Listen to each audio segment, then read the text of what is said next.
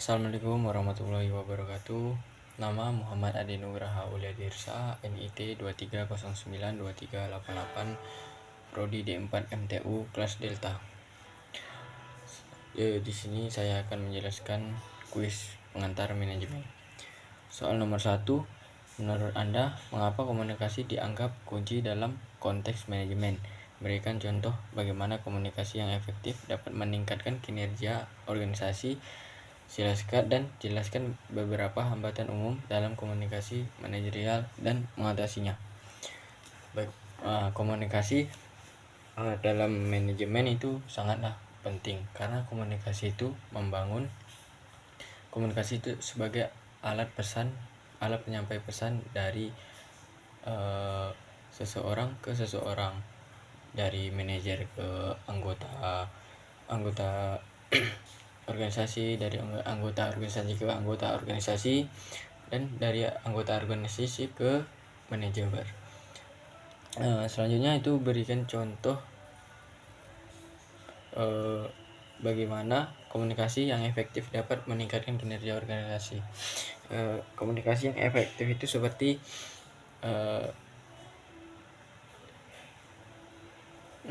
memungkinkan anggota organisasi itu menerima pesan dengan baik dan dapat mengerjakan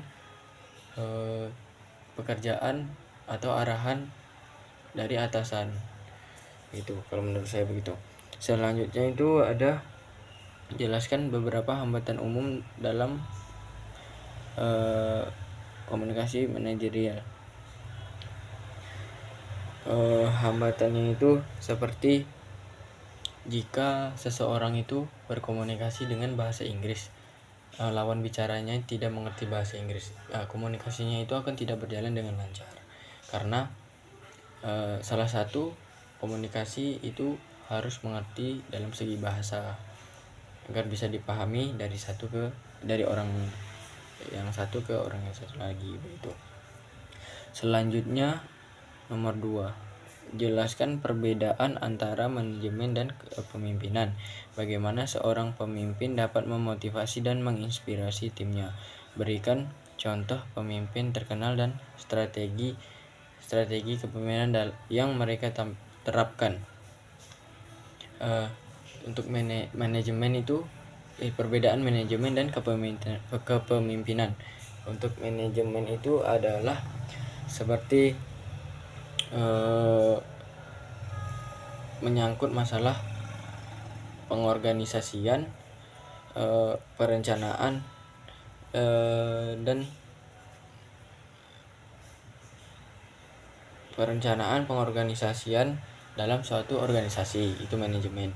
Selanjutnya ada kepemimpinan. Kepemimpinan itu adalah terkait dengan mengatur sesuatu organisasi atau mengatur sebuah perusahaan, itu kepemimpinan. Selanjutnya ada contoh bagaimana seorang pemimpin dapat memotivasi dan menginspirasi timnya.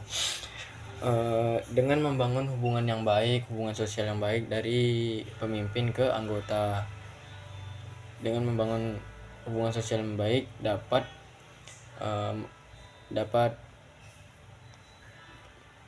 melancarkan suatu pekerjaan dan membangun keakraban dalam perusahaan. Selanjutnya ada berikan contoh pemimpin terkenal dan strategi kepemimpinan yang mereka terapkan. Di sini saya mengambil Budianto Mulyoharjo, General Manager PT Indofood.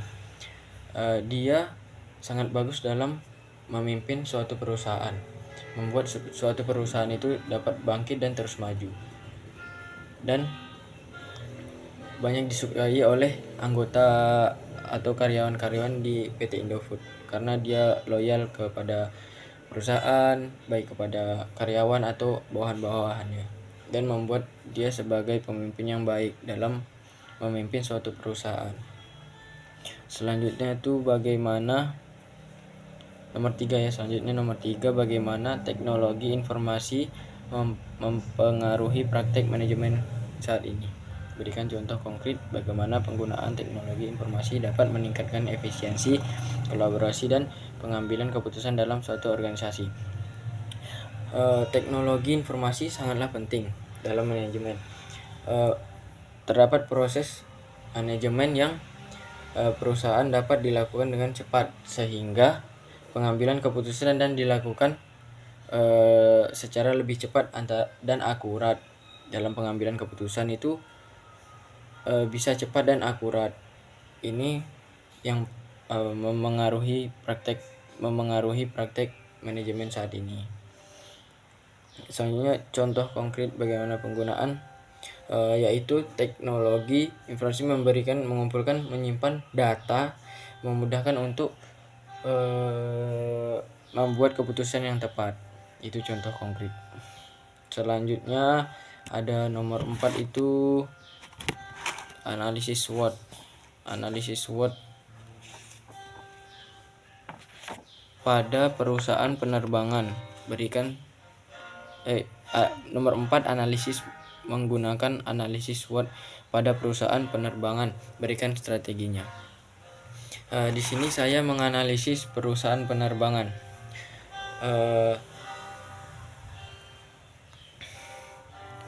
Saya nomor 1 ya, ada strength. Maskapai penerbangan di Indonesia ini mengoperasikan maskapai sebanyak 89 pesawat. Maskapai Garuda mempunyai 39 rute penerbangan domestik dan 26 rute internasional. Selanjutnya 2, weakness. Biaya operasional yang tinggi mengakibatkan harga tiket pesawat Garuda ini naik. Contohnya adalah faktor teknis, flex seperti keterlambatan, jumlah kokpit dan cabin crew yang menyebabkan keterlambatan tersebut. Selanjutnya nomor 3, opportunities. Bergabungnya pesawat Garuda sebagai anggota aliansi global maskapai penerbangan yang bernama SkyTeam Global Airlines dan Alliance. Selanjutnya, berkembangnya secara cepat industri penerbangan Asia Pasifik. Nomor 4 selanjutnya, threats. Adanya peningkatan kapasitas, penurunan harga tiket, dan semakin banyaknya rute penerbangan yang dibuat oleh maskapai tersebut.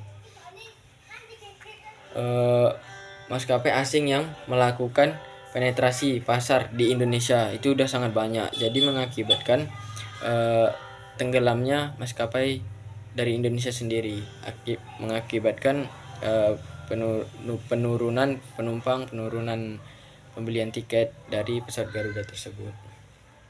Ini saja yang dapat saya sampaikan. Jika ada salah kata dan kurang penyampaian, saya mohon maaf. Wabillahi taufiq wal hidayah. Wassalamualaikum warahmatullahi wabarakatuh.